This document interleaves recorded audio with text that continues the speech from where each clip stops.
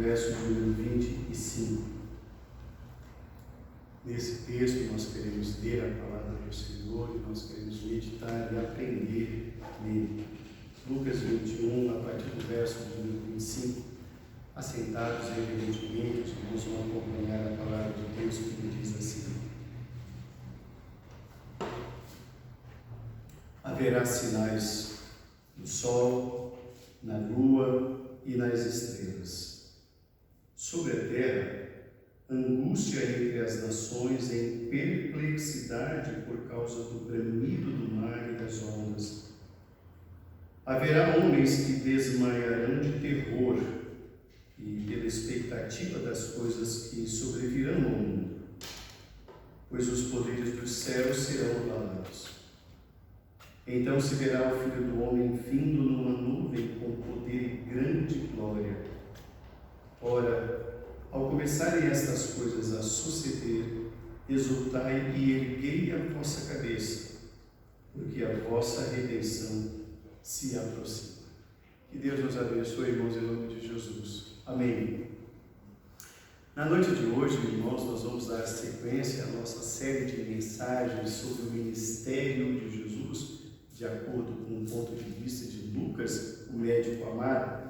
E hoje é a 54ª mensagem sobre esse tema, o ministério de Jesus. Na noite de hoje, irmãos, nós queremos falar sobre o princípio das dores, parte 2.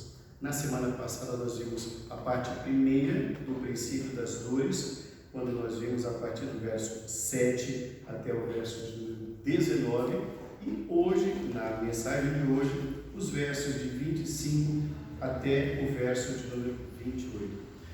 Texto bem curto, irmãos, mas que traz para nós esse trecho algumas mensagens muito importantes, alguns pontos que nós devemos refletir para a nossa edificação na noite de hoje. Portanto, o princípio das dores, parte número 2. Qual é o contexto desse texto? O contexto, irmãos, é o mesmo contexto da semana passada e da semana anterior. Esse faz parte de um diálogo de Jesus com os discípulos, exatamente depois que ocorre o momento em que o Senhor Jesus Cristo está observando lá no pátio das mulheres toda a comunidade judaica se apresentar e depositar as suas ofertas no gasofilácio. Então vem aquela viúva pobre e deposita 2 pequenas moedas, e ali começa o diálogo de Jesus com os seus discípulos, e ele fala da oferta maior, que foi a oferta daquela mulher, e até nós comentamos aqui há 2 domingos atrás, quando o pouco é tudo, foi a mensagem do Senhor naquele domingo. Depois, no domingo passado, nós falamos que os discípulos estavam dizendo, mudando de assunto, os discípulos falaram: Senhor, olha que templo bonito, olha que maravilha, olha, o templo está todo ornamentado, olha que beleza. E aí Jesus continuou o diálogo dizendo: bonito? Pois olha, eu digo para vocês que dentro de pouco não sobrará aqui pedra sobre pedra. E aí os discípulos perguntam: mas quando que isso vai acontecer, Senhor? Então Jesus Cristo vai explicando aos discípulos sobre algumas coisas que teriam iniciação alguns anos depois, a destruição de Jerusalém, que ocorreu cerca de 35 anos depois dessa palavra, quando o Marechal Tito, quando as tropas romanas, lideradas pelo Marechal Tito, invadiu a cidade de Jerusalém e a destruiu por completo. Mas Jesus também falava de outras coisas futuras, que não seriam ali naqueles dias, mas que ocorreriam num tempo futuro. Pois bem, esse é o contexto desse texto. Jesus continua falando sobre o futuro, mas agora Jesus Cristo está falando de algo que vai ocorrer em algum tempo muito distante daquele tempo que ele estava vivendo ali. E como nós bem sabemos, Jesus Cristo nunca estabeleceu datas, nunca estabeleceu tempos. Ele mesmo disse que isso compete apenas e tão somente ao Pai. Mas acerca, irmão, das últimas coisas, isso na teologia é chamado de escatologia. Escatos, em grego, é estudo das últimas coisas. últimas coisas. Então, escatologia, o estudo das últimas coisas, é disso que vamos falar. Jesus Cristo está falando de umas palavras escatológicas que antecederão o fim de todas as coisas. Então, nesse texto, nós queremos, na noite de hoje, observar alguns pontos, irmãos, na verdade, 4 pontos sobre o princípio das dores. A primeira lição que nós aprendemos nesse texto, que Jesus está falando aqui, irmãos, está bem no início do verso de número 5 e no final do verso de número 6. A primeira lição é que haverá grandes e sérios sinais no firmamento. Olha lá, o início do verso de número 25. Haverá sinais no sol, na lua e nas estrelas. Agora o final do verso 26. Os poderes dos céus serão abalados. Jesus Cristo, quando ele está falando sobre dias que antecederão a vinda dele, a volta dele para levar a sua igreja, ele fala que isso não se dará assim repentinamente. Ele fala que algumas coisas acontecerão. E é verdade, ele não dá muitos detalhes, mas ele sinaliza alguns pontos extremamente visíveis, perceptíveis, que as pessoas devem estar atentas. Então, nesse primeiro ponto, ele fala, gente, haverá sinais no firmamento, ou seja, lá no céu, firmamento é lá em cima. Então, ele diz no verso de número 25 que haverá mudanças, sinais, mudanças. Aí ele estabelece sol, lua e estrelas. Interessante, os 2 grandes luzeiros, sol e lua, serão modificados. Haverá mudanças. Que mudanças são essas? A Bíblia não nos revela todas as mudanças, mas algumas sim. Nos fala que o sol se converterá em trevas, ou seja, o sol não dará mais a sua claridade, o sol não aquecerá mais. Então, hoje mesmo à noite, nós estamos aqui numa noite fria, mas é bom quando vem o sol, não é? Pois bem, mesmo o sol aparecendo, ele não aquecerá, ele não dará mais do seu calor. Isso é um dos sinais. A lua também nos diz a Bíblia que ela se transformará em sangue. É algo diferente, ele vai perder a sua beleza. Aliás, os irmãos viram a lua essas noites agora, de ontem para hoje? Linda, um espetáculo, não, irmãos? Coisa fantástica. Pois bem, essa beleza dela nos trará terror, porque ela será diferente daquilo que nós estamos habituados a ver. Então Jesus Cristo está dizendo, quando vocês começarem a observar o firmamento, quando vocês começarem a perceber essas mudanças, e elas vão ocorrer, saibam, o tempo está próximo. Mas ele fala ainda das estrelas. As estrelas são esses luzeiros, irmãos, que desde o passado têm orientado os navegadores, quando não existia ainda a bússola e hoje o GPS. Pois bem, aquilo que guiava não mais guiará. Aquilo que antes e até hoje nos traz espanto de beleza, de admiração, no futuro nos trará terror, porque nós não entenderemos o que os nossos olhos hão de ver no firmamento em noites claras e lindas como a noite de hoje. E Jesus Cristo está dizendo, antes do fim, percebam as mudanças que ocorrerão no firmamento. O firmamento não será como hoje. O firmamento não será como ontem. O firmamento será como nunca o foi. O fim está próximo. Os poderes dos céus serão abalados. A normalidade de hoje, irmãos, não mais se fará. Haverá terror durante as noites e durante o dia um frio insuportável, porque não haverá calor para nos aquecer. Os tempos se aproximando do fim. Mas o Senhor Jesus Cristo ainda coloca não apenas sinais no firmamento, mas a segunda lição que nós aprendemos é que Jesus Cristo fala de alguns sinais na terra. Do firmamento nós já vimos, e na segunda lição, sinais na terra. Verso de número 26. 25 e 26. Sobre a terra, angústia entre as nações, que ficarão perplexas por causa do bramido do mar, do bramido das ondas. Os homens desmaiarão de terror pela expectativa das coisas que sobrevirão ao mundo, porque todos os poderes dos céus serão abalados. Então, as mudanças no firmamento nós já vimos. Agora, que mudanças haverá aqui, onde nós pisamos, né? No chão da fábrica, no chão da escola, no dia a dia? Bom, o primeiro sentimento que haverá nos seres humanos, nos diz o texto, é o sentimento de angústia. O que é angústia? Angústia, irmãos, é uma amargura na alma, é uma dor no peito terrível que toma conta. E por que essa angústia? Nos diz o texto que essa angústia ocorrerá, irmão, nos diz o verso 25, porque eles ficarão perplexos com o barulho das vagas, as ondas no mar. O barulho vai ser tão estrondoso, irmãos, e vai ser um barulho diferente desses que hoje nós comumente escutamos quando a onda vem e dá nas pedras. É muito diferente. Aquilo é algo natural, algo normal. Não. Os poderes dos céus serão abalados. As ondas, irmãos, ganharão tamanhos monstruosos.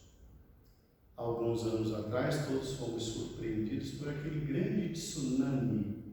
E as imagens ainda ecoam na nossa mente. Irmãos, aquele tsunami diante do que vai ocorrer, que Jesus está estabelecendo aqui, é nada. Vai ser algo terrível, não vai ser um tsunami. Vai ser os poderes dos céus serão abalados. Ou seja, tudo que é normal, e os tsunamis são normais, por incrível que possa parecer, eles ocorrem há milênios. Tsunami é algo normal. Ele assusta e é um terror, mas ele é normal. O que há de acontecer, irmão, será inédito. E isso vai fazer com que os homens tenham uma angústia terrível. E por que essa angústia? Porque eles não vão conseguir dominar. Tudo o que foge ao nosso controle nos traz angústia. Porque nós gostamos das coisas preto no branco, tudo conforme nós planejamos. E o homem não suporta não ter domínio, o homem não suporta o não ter uma escapatória. Observemos bem que estamos ainda saindo da época de pandemia, e quando a pandemia surgiu, todos os cientistas, todos os governos investiram bilhões e bilhões de euros para prover os laboratórios de pesquisas, porque estávamos diante da morte. A medicina então se multiplica para dominar aquele mal, e assim tem sido, e graças a Deus por isso. Mas aqui nesse episódio final, o homem nada poderá fazer, porque os poderes dos céus serão abalados. É o tempo do fim. O homem vai ver que ele não tem poder. O homem perceberá que ele não pode controlar todas as coisas. E exatamente a fúria dos mares tomará conta de todos os litorais onde há o firmamento, onde há terra firme. Os homens demonstrarão então o seu despreparo, isso revelará o desespero, a falta de esperança em Deus, por não compreenderem nem poderem controlar ou mudar aquilo que os seus olhos estarão contemplando. O mundo mudará, o universo não será mais o mesmo, a normalidade mais parecerá um caos, e isso é apenas o início do fim. Ainda não é o fim. Não sabemos quanto tempo o mundo viverá nesse contexto, mas é esse o contexto que aguarda o futuro. Uma terceira lição que nós aprendemos nesse texto sobre os últimos tempos está no verso de número 27. A volta de Jesus se dará de forma triunfante e poderosa. Verso 27. Então se verá o Filho do Homem vindo numa nuvem, com poder e grande glória. Isso significa dizer, irmãos, que há um poder novo sobre a terra. E quando eu digo novo, me entendam bem, Jesus não é novidade, mas é a inauguração da eternidade de um novo tempo. Ele está dizendo: vocês estão com medo disso? Pois olha quem pode agora acalmar todas as coisas. Vocês se esqueceram que eu, e pela minha voz, tudo se fez. Vocês se esqueceram que pela minha voz, eu dei ordem, e o mar se acalmou, e o vento cessou. Vocês se esqueceram de mim, mas eis que aqui eu estou mostrando que eu domino todas as coisas. Ele virá com grande poder. Existe uma teoria, irmãos, até hoje, reinante entre alguns pontos de vista de teólogos, de que a volta do Senhor Jesus se dará de maneira escondida, que Ele virá e nenhum olho verá, Ele simplesmente estará no meio de nós e ninguém verá. Não é isso. O texto no verso 27 nos dirá que Ele virá numa nuvem e todo o olho o verá. A Bíblia também nos revela que será como um grande relâmpago que sai do Oriente e rasga o céu até o Ocidente, ou seja, o céu será rasgado pelo poder de Deus, irmãos. E todos os olhos verão a descida do Filho do Homem. E glórias a Deus por isso. Então a vinda de Jesus, irmãos, é esse cenário todo que até agora nós estamos contemplando pela revelação da parte de Deus, ainda não é o fim e não é o reino do caos. É o reino de Deus. A última mensagem na noite de hoje, irmãos, o último tópico da nossa lição, não é apenas que a volta do Senhor Jesus se dará de maneira triunfante e poderosa, mas a última lição que nós aprendemos é que esses terríveis sinais que antecederão a volta de Jesus devem ser motivos de exultação por parte da Igreja de Deus. Volte o seu olhar para o verso de número 28. O verso 28 diz assim: ora, ao começarem estas coisas a suceder, exultai e erguei a vossa cabeça, porque a vossa redenção se aproxima. O que Jesus está dizendo é: não se assustem com isto. Não se assustem com o sol escuro, um sol que não aquece, um sol que não arde, um sol que não queima. Não se assustem com isso. Não se assustem com a lua em sangue. Não se assustem com isso. Não se deixem desesperar, porque as estrelas cairão do firmamento sobre a terra, causando incêndios e mortes. Não se assustem com isso. Não se assustem com as grandes vagas procelosas, grandes ondas absurdas que avançarão pelos litorais, ceifando vidas e destruindo imóveis e pessoas. Não se assustem com isso. Sabe o que é isso? Digam assim: glórias a Deus. Exultem, levantem a cabeça. Irmãos, esse cenário, quando nós lemos e quando nele pensamos, é cenário assustador, sem dúvida alguma. Nos traz terror, sim. Jesus está dizendo: não abaixem a cabeça, não tenham medo. O nome disso é libertação. O nome disso é livramento. O nome disso é redenção, nos diz o verso de número 28. A vossa redenção se aproxima. Tudo isso será passado. Irmãos, gostamos de viver, não é mesmo? Gostamos do mundo, não é mesmo? Pois bem, a Bíblia nos diz: nem olhos viram, nem ouvidos ouviram, nem jamais penetrou no coração humano aquilo que Deus tem preparado para aqueles que o amam. O mundo onde habitaremos, irmãos, é infinitamente superior, melhor, e não pode ser comparado a este mundo no qual vivemos hoje. O que Deus tem reservado, as moradas celestes para o seu povo, não podem ser comparadas. Paulo entendeu isso. E Paulo disse: o morrer para mim é lucro, o viver é sofrimento, mas melhor para mim é partir e estar com o Senhor. É a redenção final. Se o mundo é lindo, e o é, e se é bom viver, e o é, tudo isso que hoje desfrutamos, irmãos, não podem servir de comparação com aquilo que Deus tem reservado para nós, a sua igreja. Concluindo a nossa reflexão na noite de hoje, irmãos, princípio das dores, parte número 2. No seu ministério, o Senhor Jesus Cristo tratou de alertar os discípulos sobre todas as coisas que Ele pôde revelar do Pai. Algumas coisas mais próximas naqueles dias e outras coisas mais distantes, em tempos em que os discípulos não estariam vivos para presenciar. Talvez coisas que nós também não presenciaremos. Quem sabe? Só Deus.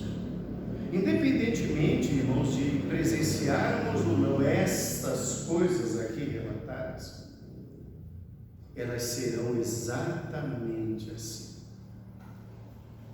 Exatamente como o Senhor Jesus descreveu aqui, é assim que ocorrerá.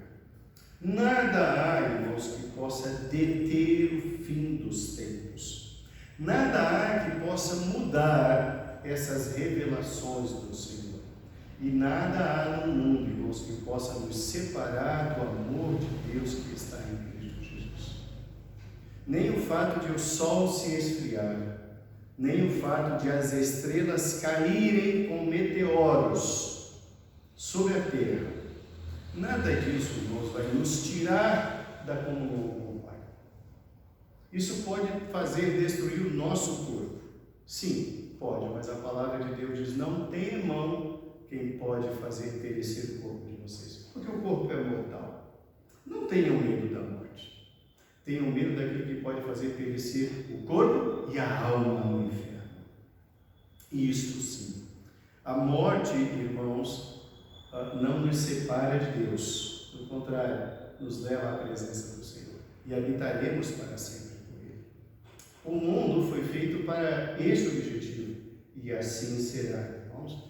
A revelação de Pedro diz isso, que o mundo está entesourado para fogo. O mundo, este mundo, será destruído. Aí sim, depois, haverá um novo céu, uma nova terra. Este aqui está entesourado para fogo. Que esse ministério de Jesus, irmãos, que revelou tantas verdades, na noite de hoje nos faça refrescar a memória sobre os próximos dias, os próximos séculos, que, repito, talvez não estejamos vivos para presenciar.